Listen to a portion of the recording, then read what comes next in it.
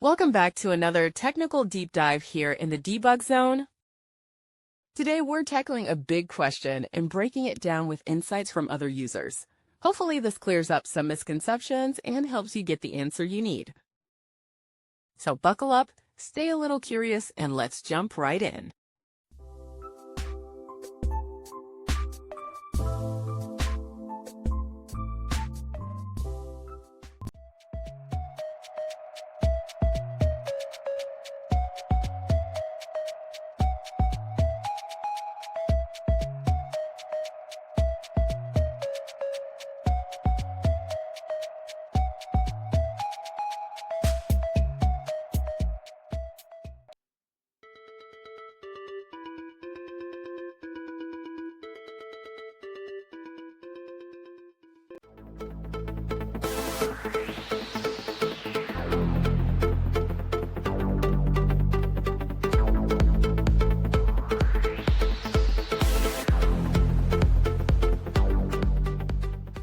And that's a wrap.